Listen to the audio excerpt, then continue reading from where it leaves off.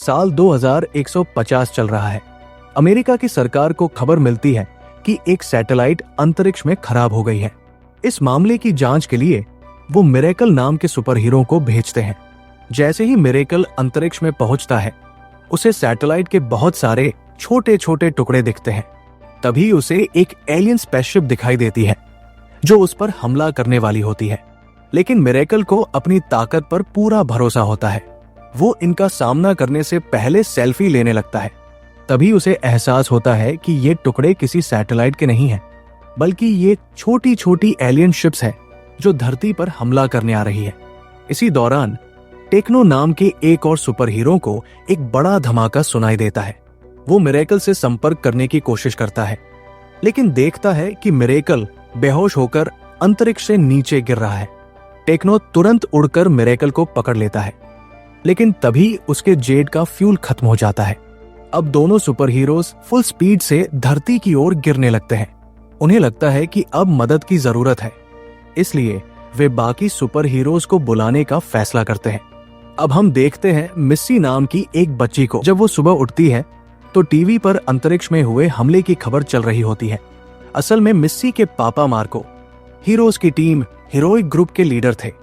मिस्सी अपने पापा से कहती है कि वो इस जंग में हिस्सा न लें, क्योंकि उनकी मम्मी के जाने के बाद उन्होंने वादा किया था कि वो अब किसी भी मिशन पर नहीं जाएंगे और सिर्फ ऑफिस में रहकर काम करेंगे।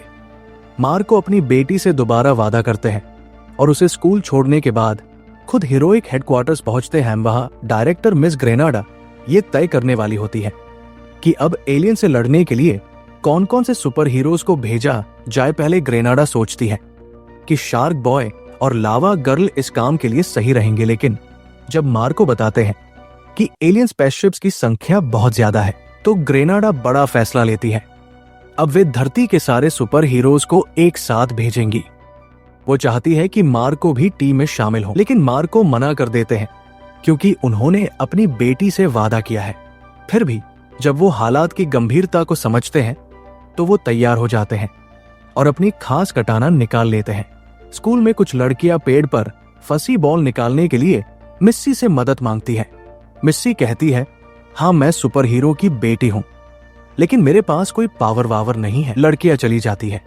तभी दो लोग आते हैं और मिस्सी को जबरदस्ती अपनी गाड़ी में बिठाकर हीरोइक हेडक्वार्टर्स ले जाते हैं।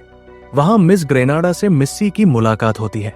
ग्रेनाडा उसे बताती है कि जब कोई सुपर हीरो किसी मिशन पर जाता है तो उसके बच्चों को अंडरग्राउंड फोर्ट में सुरक्षित रखा जाता है ताकि हीरो को अपने परिवार की चिंता न रहे। अब मिस्सी को भी वहां भेज दिया जाता है। ग्रेनाडा सब बच्चों से कहती है कि शांति से रहो और वहां से चली जाती है, लेकिन उसके जाते ही बच्चे उधम मचाने लगते हैं। तभी मिरेकल के बेटे व्हील्स मिस्सी से बात करता है और बाकी बच्चों के नाम और पावर्स बताता है। ओजो के पास तस्वीर बनाकर भविष्य दिखाने की ताकत है। कैपेला की आवाज में जबरदस्त शक्ति है। वाइल्ड कार्ड के पास दुनिया भर की सारी पावर्स है, लेकिन वो उन पर काबू नहीं रख पाता। कभी कौन सी शक्ति निकल जाए उसे खुद नहीं पता होता। अब बच्चे मिस्सी से पूछते हैं कि तुम्हारी क्या शक्ति है। मिस्सी थोड़ा घबरा जाती है और बात घुमा देती है। फिर कहती है, टीवी चलाओ, देखना है हीरोज क्या कर रहे हैं। टीवी पर दिखता है कि सभी सुपर हीरोज तेजी से एलियंस की तरफ बढ़ रहे हैं। सामने हजारों की संख्या में एलियन खड़े हैं जो हमला करने को तैयार है।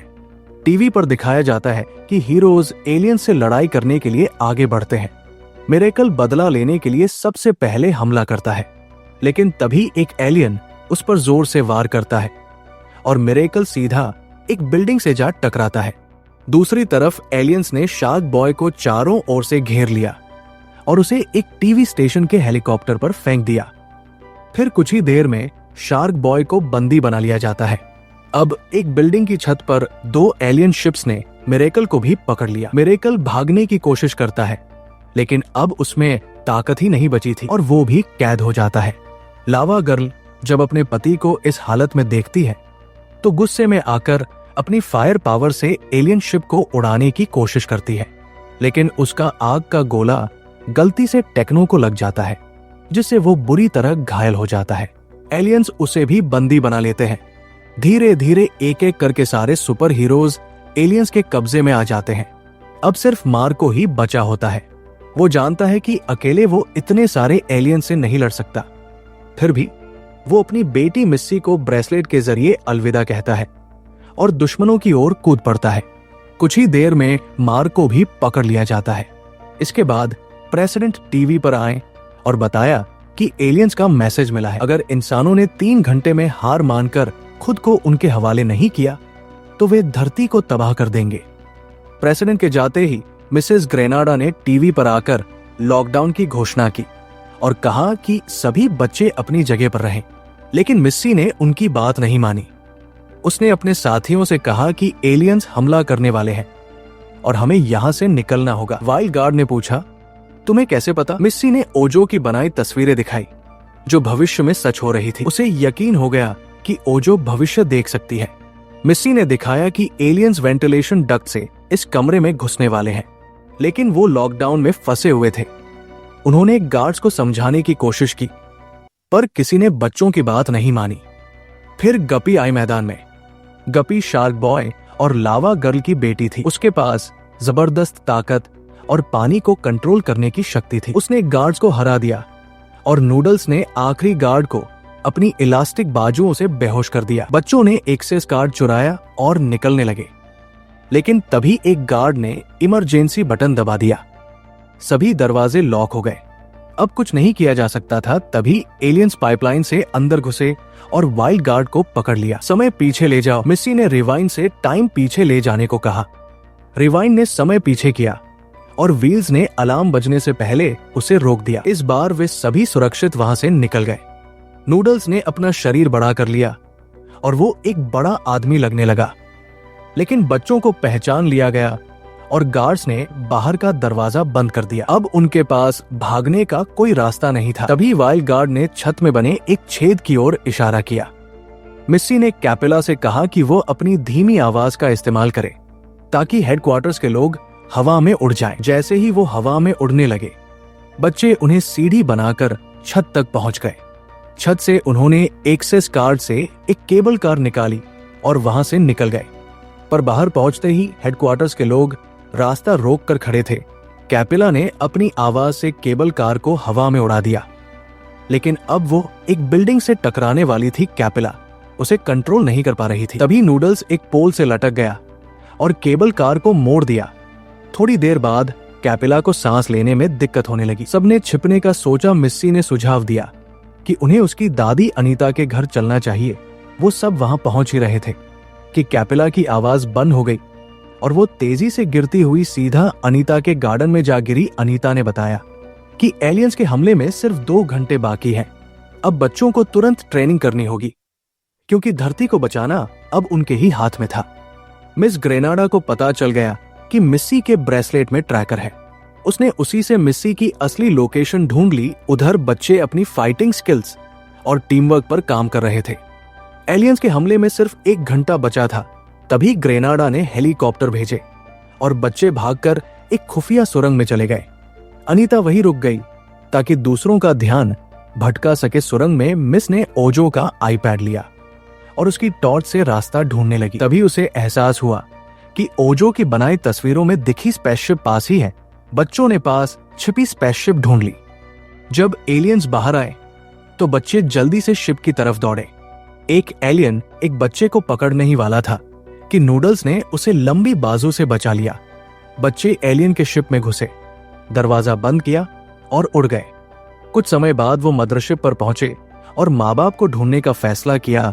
व्हील्स ने बताया कि मिस्सी के ब्रेसलेट की वजह से ही ग्रेनाडा उनकी लोकेशन जान पाई थी। अब उन्हें मार्को की भी लोकेशन चाहिए थी। अचानक जमीन के नीचे से अजीब आवाजें आने लगी। एलियंस ने हमला कर दिया। बच्चे भागते हुए एक दरवाजे तक पहुंचे।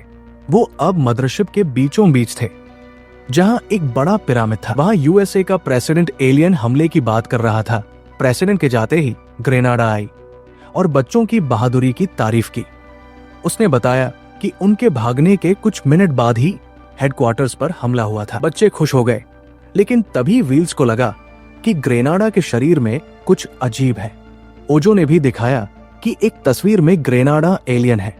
तभी प्रेसिडेंट आया और बोला कि बच्चों को सब सच पता चल गया है। ग्रेनाडा ने अपना असली एलियन रूप दिखाया और बच्चों को गिरफ्तार करवा दिया। बच्चों को बहुत सख्त जेल में बंद कर दिया गया था। अब उन्हें हर हाल में निकलना था। लेकिन गप्पी की ताकतें तभी चलती थी जब उसके पास पानी हो, और वहां पानी नहीं था। तब मिस्सी ने सभी बच्चों को अपने माँ बाप के बारे में सोचकर रोने को कहा। बच्चे रोने लगे, उनके आंसू इकट्ठे हुए और गप्पी ने उन्हीं से जेल की चाबी बना दी। सब आजाद हो गए। अब एलियन हमले में सिर्फ 18 मिनट बाकी थे। मिस्सी ने सबको पिरामिड की तरफ चलने को कहा, लेकिन वाइल्ड कार्ड बोला कि पहले हमें अपने माँ बाप को बचाना चाहिए। वो फेसमेकर को लेकर निकल गया। फेसमेकर किसी का भी चेहरा बना सकता था। थोड़ी दूर जाकर दोनों में बहस हो गई और वे अलग हो गए। ग्रेनाडा ने उन्हें कैमरे में देखा और सोचा, वाइल्ड कार्ड खतरनाक है, उसे पकड़ना चाहिए। उधर वाइल्ड कार्ड अपनी शक्तियों से दरवाजे खोल रहा था, लेकिन ग्रेनाडा ने उसे पकड़ लिया। हालांकि असल में वो वाइल्ड कार्ड नहीं, फेसमेकर था।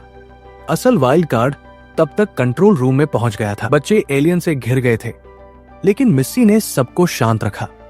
कैपेला ने तेज आवाज में गाया, एलियंस के कान फट गए। गप्पी ने शार्क मोड ऑन किया और कई एलियंस को हरा दिया। व्हील्स ने अपनी व्हीलचेयर से रफ्तार पकड़ ली और नूडल्स की लंबी बाजू से झूलकर एलियन से टकरा गया। फिर एलियंस ने बच्चों को जंजीरों से बांध लिया। रिवाइंड समय में पीछे जाना चाहता था, लेकिन हथकड़ी में था। फॉरवर्ड ने अपनी शक्ति दी और दोनों मिलकर समय में थोड़े पीछे गए। इस बार उन्होंने एलियंस को जंजीरों से बांध दिया। अब वे पिरामिड के कंट्रोल रूम तक पहुंच गए। व्हील्स कंट्रोल बदलने ही वाला था कि वहां एक अदृश्य सुरक्षा कवच आ गया। आवाज आई ओजो की। वो भी एलियन थी। ग्रेनाडा वाइल्ड कार्ड से पूछताछ कर रही थी, लेकिन वो असली नहीं, फेसमेकर था। ये सब प्लान था जो मिस्सी और वाइल्ड कार्ड ने पहले से बना रखा था, क्योंकि उन्हें पता चल गया था कि ओजो भी एलियन है। अब पृथ्वी पर हमले में सिर्फ 2 मिनट बचे थे। वाइल्ड कार्ड ने कंट्रोल से सुरक्षा कवच हटा दिया। ओजो ने रोकने की कोशिश की। उसने अपने पेन से एलियन राक्षस बनाए जो आईपैड से निकलकर असली हो गए। मिस्सी की टीम लड़ने को तैयार हो गई। गप्पी ने पानी से निंजा स्टार बनाए। नूडल्स ने अपनी बाजू से गुलेल बनाकर स्टार्स चलाए। जब पानी खत्म हो गया तो व्हील्स ने बताया पिरामिड लिक्विड मेटल का है। गप्पी ने उसी से एक बड़ी शार्क बनाई जिसने राक्षसों को चबा लिया। ओजो हार मानने वाली नहीं थी, वो और राक्षस बना रही थी। मिस्सी ने राक्षसों को खाई तक लाने का प्लान बनाया। जैसे ही राक्षस रस्सी पर चढ़े, नूडल्स ने रस्सी छोड़ दी। वे सब नीचे गिर गए। फिर व्हील्स ने टाइमर बंद करने के लिए सर्किट बोर्ड नूडल्स को दिया, लेकिन ओजो ने सर्किट गिरा दिया। वो खाई में जा गिरा। एक बच्चा खाई में कूद गया और सर्किट ले आया, लेकिन वापस कैसे आता? मिस्सी ने वाइल्ड कार्ड से टेलीपोर्ट करके आने को कहा और वो आ गया। सिर्फ कुछ सेकंड बाकी थे। नूडल्स ने सर्किट लगाया और सब बच गए। पिरामिड में एक दरवाजा खुला। बच्चों के माँ बाप बाहर आ गए। मिस्सी ने ओजो से पूछा, ये सब क्या था? ओजो ने बताया, ये एक टेस्ट था ताकि ये देखा जा सके कि बच्चे टीम बनकर संकट से निपट सकते हैं या नहीं। अब वे सब पास हो चुके हैं। अब बच्चे हीरो बनकर दुनिया की मदद करेंगे। अंत में सबके माँ बाप मिल गए। सबने गले लगाया और खुशी मनाई।